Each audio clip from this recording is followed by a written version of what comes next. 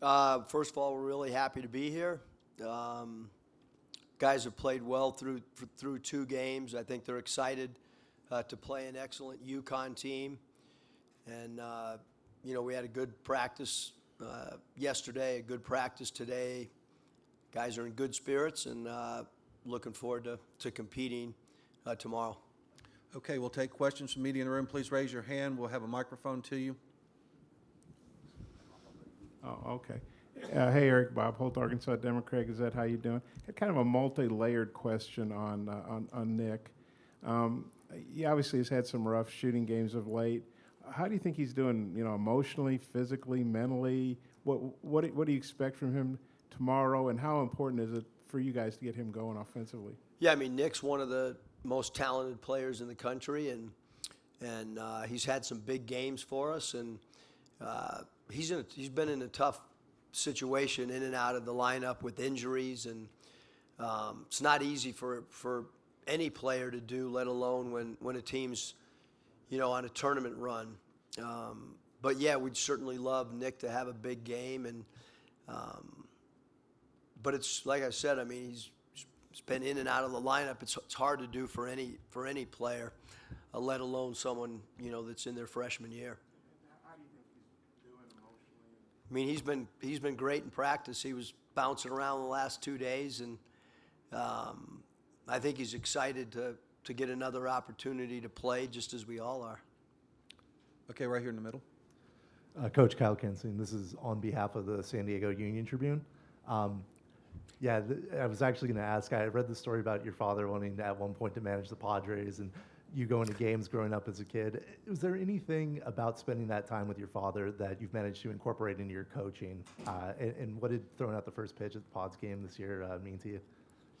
Throwing out the first pitch at the Padre game is, one of the greatest things that's ever happened to me, because I have the MLB package and watch every Padre game, which that's a long baseball season, and there's a time difference. My wife is not happy that I love the Padres so much, but I mean, for my dad, too much to remember. In San Diego, one of the first things that happened when we moved there is he met with Paul Brown, who's a former Cleveland Browns, Cincinnati Bengals coach, owner, and I remember them sitting at the dinner table talking for what seemed like, to me, a couple hours, and they were talking about the first meeting my dad was going to have with the San Diego Sails, which was an ABA team, because my dad had been a college coach his whole life, and the importance of how an NBA player / NFL player, their antennas are up on everything you said, and just the preparation that was needed for every meeting. So those are some of my early memories. Okay. Yeah, Eric, Dom Amori from the Hartford Courant. How do you kind of analyze or size up Jordan Hawkins, particularly his shooting mechanics? What do you see when you've watched him on film? Yeah, one of the best pure shooters in college basketball. He's got a quick release. He's got a confident release. Doesn't need bunch of dribbles. Can catch and shoot. Can also create a little off the bounce. You can't give him let him have separation. You've got to ID him as early as possible. And try to not to let him get any catch and shoot right away shots. Coach Hurley does a great job of running multiple things for him off baseline, out of bound, triple screens, and staggered wheel action stuff. And the thing is, he does a great job of constantly moving. He's not a guy that's stationary. When the ball moves, he moves. So he's a difficult cover because of all those reasons. Dave Borges, Hearst, Connecticut Media. Eric, how important has the transfer portal been for you building your roster over the past few years? It seems like you've done a very good job with that, and then you kind of juxtapose that against UConn, which certainly uses the portal, but maybe not as much as a lot of other programs. Well, I promise I wouldn't be sitting here if it wasn't for the transfer portal. I mean, I kind of felt like at Nevada, we were at the forefront of the transfer portal. Really interesting, because 8 years ago, when somebody was transferring, the process was a lot different. You had to go through your compliance office, and there was a lot of paperwork involved. and I can promise you there was not much competition. The competition now for transfers is as fierce as any recruiting landscape that you could be a part of. But it was not that way for 3 years, especially because guys had to sit out. I know that for a fact that I would never have been the coach at Arkansas if it wasn't for transfers and guys like Cody and Caleb Martin and Kendall Stevens and guys that had transferred from Power 5 schools to the Mountain West. And certainly UConn's done a really good job of being selective in who they take out of the transfer portal and having guys that they do get out of the portal that are integral parts of their roster management. Dan Wolken, USA Today. Eric, at what point in your life did you become comfortable with taking your shirt off in public? And do you feel like, this is now part of your signature that, you're almost expected to do something crazy when you win a big game? I'm going to go back to like when you live in San Diego, like a lot of times you don't have your shirt on, especially if you grow up in Bird Rock or La Jolla and you're riding the boardwalk. But in all seriousness, it happened at Nevada. I don't know how or why. I was not planning on doing it the other night, but one of our hosts was kind of begging me even after the first game. He was one of the guys that walked us around. And so, I guess my emotions got the best of me. My wife's not always happy with that, but, it's not something that we plan on doing all the time. It just kind of, emotions run through you. And I guess you get a certain age and, you just kind of do it just because. Right in front. Hey, Eric, Bob Holt again, Arkansas Democrat. I think in Des Moines you guys were +8 for those 2 games, average. I think you're +16 versus Illinois and Kansas, and then UConn's like a +9-3 on the season. I think they're the top rebounding team margin-wise left in the tournament. How do you see the rebounding matchup between y'all and UConn? They're relentless on the glass for sure. I think that our teams had nights where we're really, really good defensive rebounding because that's obviously the key is to try to keep them off the offensive glass. That's one of the defensive themes that we're trying to create with our team. So you've got to be physical. They're a physical team. They send 4 to the glass almost every time. A lot of teams will send 3 to the glass and 2 back, but almost every possession they're sending 4 to the glass. So. We've got to do a good job defensive rebounding, and then we'll see how that affects our transition offense as well. But they're the best rebounding team we've played all year, and we played against some really good rebounding teams. Texas A&M's phenomenal rebounding team. Kentucky with Toshiba is a great rebounding team. Auburn can rebound the basketball. But this is, the numbers say that UConn is the best offensive rebounding team in the country, and they have 2 centers that, in my opinion, is the best center combination in all of college basketball. They basically have a backup that's a starter on almost every team in the country, and he's a freshman and had a great year. Hi, Coach. Joe Arruda with the Hartford Current. You guys obviously got off to a great start. The game against Creighton, and then you get into an SEC schedule is difficult. Can you reflect on the way that your team has transformed over the season and the things that they've dealt with, in terms of injuries and things like that? Yeah, one of college basketball's most talented players, Trevin Brazile, is out with a knee injury, and I truly think he was one of the most versatile players in all of college basketball. We kind of built our team around him, and then obviously with Nick Smith being in and out of the lineup.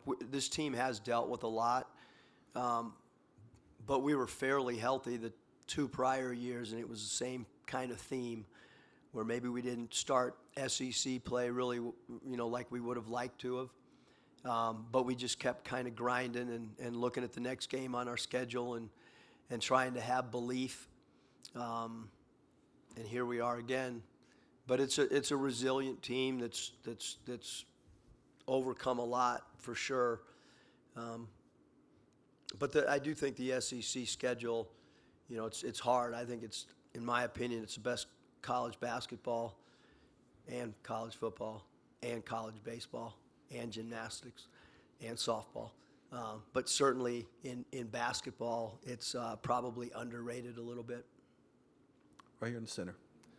Coach Kyle Kensington, this one's on the European tour that you took this summer. With having such a new roster, how beneficial was that, and how much were you able to kind of look back during the season and kind of point to moments from that tour that you're able to kind of build off of?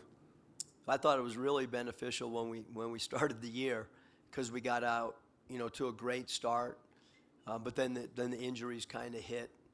But I think anytime you can take those foreign tours, that if you do them right, they can really build chemistry. They can build bonding. You know, the players get to see the coaching staff in a different light.